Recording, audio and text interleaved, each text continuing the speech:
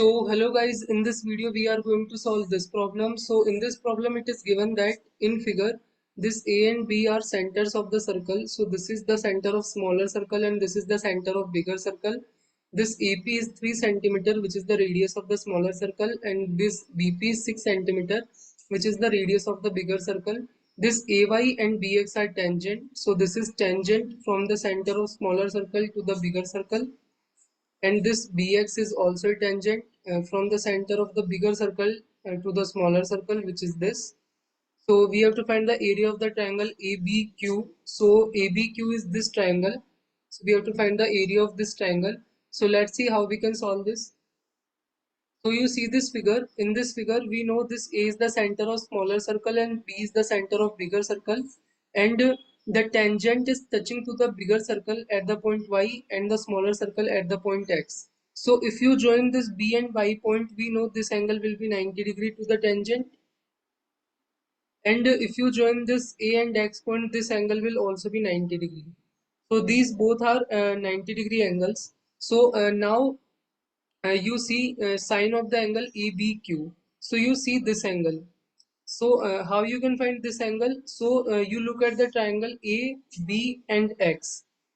So this sine of the angle ABQ is same as the sine of the angle ABX, and we can find out this by this perpendicular divided by this hypotenuse. This is AP plus PB, which we know it is the radius of the smaller plus bigger, which is 3 plus 6 is equal to 9. So this is simply 3 by 9, which is 1 by 3. So now we know this angle, and similarly you can find out the sine of the angle BAQ. So this is B, this is A, this is Q. This is which is this angle, which is same as the sine of the angle BA and this Y. So both are the same, and we can easily find out this because we know this length is the radius of the bigger circle, which is 6, and this length is 3 plus 6, which is 9. So this is 6 by 9, which is 2 by 3. So now we know sine of this angle also and this angle also. So now you look at the triangle APQ. So if we know this angle and this angle, we can find out this angle, which is the third angle of the triangle ABQ, just by subtracting these two angles from the 180. This is sine inverse of one angle is sine inverse of 2 by 3 and one angle is sine inverse of 1 by 3. So one angle is this and one is this. So this is sine inverse of 1 by 3, this angle ABQ, and this angle BAQ is sine inverse of 2 by 3. So we just subtract uh, these two angles from 180. And if you take sine on both sides, so sine of the angle AQB will come like sine of this whole thing. And we know sine of 180 minus theta, sine of 180 minus something is equal to sine of theta. So we use this thing, so it will become like sine of this thing. So now this is, let's suppose this is A and this is B. So treat it like sine of A plus B. So how you open this, sine A cos B plus cos A sine B. So this is sine of sine inverse of 2 by 3, which is 2 by 3, and sine A cos B, which is cos of sine inverse of 1 by 3, plus cos A, which is cos of sine inverse of 2 by 3, and sine B, which is sine of sine inverse of 1 by 3, which is 1 by 3. So now you have to find out this. So sine inverse of 1 by 3, which is 1 is perpendicular and 3 is hypotenuse. So this base will become like 2 root 2 because this is 90 degree. This is root of 3 square minus 1 is 1 square, which is root of 8, which is 2 root 2.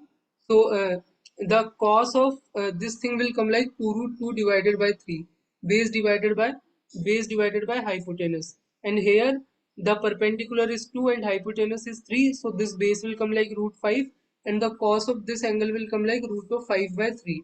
So this angle will come like root of 5 by 3. So this is root of 5 by 3 and this is 2 root 2 by 3. So you put the value and you can get the sine of the angle AQB as 4 root 2.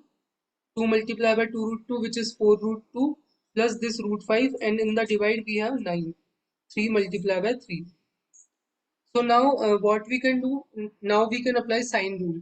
We know this AB side and the opposite angle is this Q angle. So AB divided by the sine of the angle AQB, and AQ, which is this, and divided by the sine of the opposite angle, which is the ABQ, and BQ.